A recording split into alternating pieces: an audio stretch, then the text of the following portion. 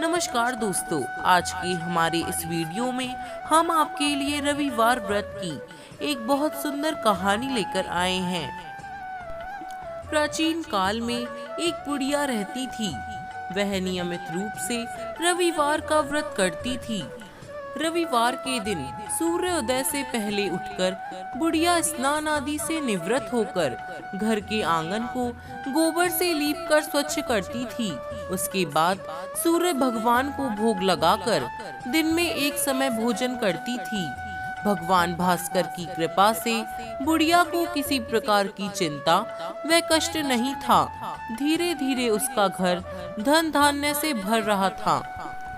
उस बुढ़िया को सुखी होते देख उसकी पड़ोसन उससे बुरी तरह जलने लगी। बुढ़िया ने कोई गाय नहीं पाल रखी थी, अतः वह अपनी पड़ोसन के आंगन में बंधी गाय का गोबर लाती थी।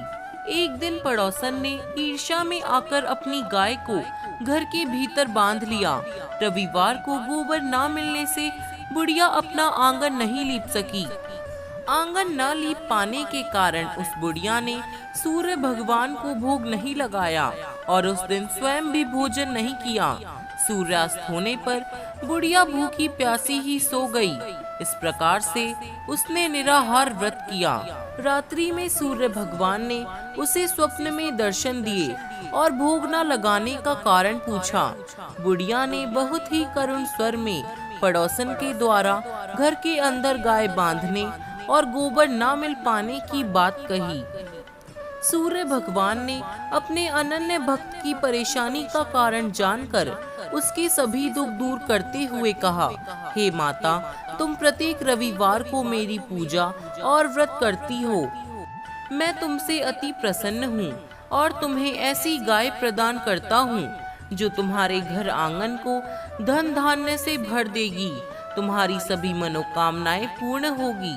रविवार का व्रत करने वालों की मैं सभी इच्छाएं पूरी करता हूँ।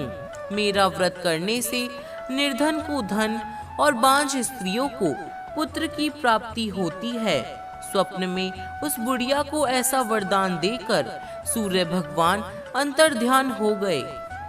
प्रातः काल सूर्योदय से पूर्व जब बुढ़िया की आंख खुली तो वह अपने घर के आंगन में सुंदर गाय और बछड़े को देखकर हैरान हो गई। गाय को आंगन में बांधकर उसने जल्दी से उसे चारा खिलाया। पड़ोसन ने उस बुढ़िया के आंगन में बंधी सुंदर गाय और बछड़े को देखा तो वह उससे और अधिक जलने लगी। तब गाय ने सोने का गोबर किया। गोबर को देखते ही पड़ोसन की आंखें फट गई।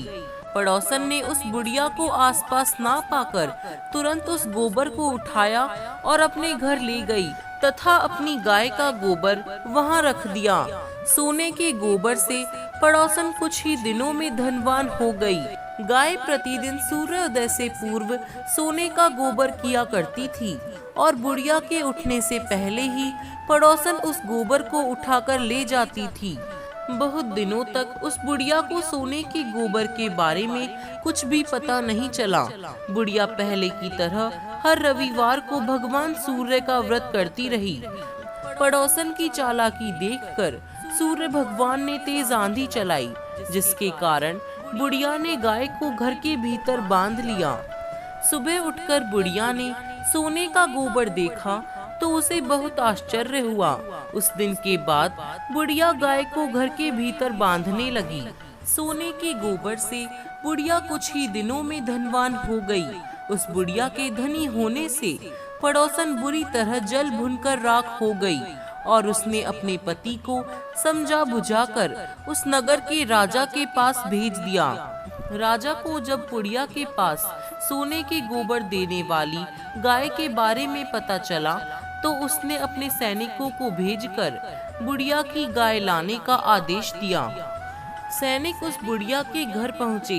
उस समय बुढ़िया सूर्य भगवान को भोग लगाकर स्वयं भोजन ग्रहण करने ही वाली थी। तभी राजा के सैनिकों ने गाय और बछड़े को खोला और अपने साथ महल की ओर ले जाने लगे। बुढ़िया ने सैनिकों से गाय और उसके बछड़े को न ले जाने की प्रार्थना की, लेकिन राजा के सैनिक नहीं माने। गाय व बछड़े के चले जाने से बुढ़िया को बहुत दुख हुआ। उस दिन उसने कुछ भी नहीं खाया और सारी रात सूर्य भगवान से गाय व बछड़े को लौटाने के लिए प्रार्थना करती रही। सुंदर गाय को देखकर राजा बहुत खुश हुआ।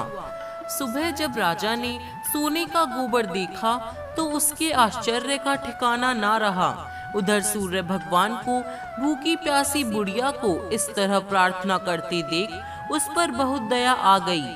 उसी रात सूर्य भगवान ने राजा को स्वप्न में कहा, हे राजन, बुढ़िया की गाय व बछड़ा तुरंत ही लौटा दो, नहीं तो तुम पर विपत्तियों का पहाड़ टूट पड़ेगा। सूर्य भगवान के स्वप्न से बुरी तरह भयभीत होकर राजा ने प्रातः उठते ही गाय और बछड़ा बुढ़िया को लौटा दिया। राजा ने बहुत सा धन देकर बुढ़िया से अपनी गलती के लिए क्षमा मांगी। राजा ने पड़ोसन और उसके पति को उनकी दुष्टता के लिए दंड दिया। फिर राजा ने पूरे गांव में घोषणा करवा दी कि सभी स्त्री पुरुष रविवार का व्रत किया करे। रविवार का व्रत करने से सभी लोगों के घर धन धान्य से भर गए, चारों ओर खुशहाली छा गई, सभी लोगों के शारीरिक कष्ट दूर हो गए। दोस्तों, अगर आपको हमारी यह कहानी पसंद आई हो तो हमारे चैनल को सब्सक्राइब जरूर करें।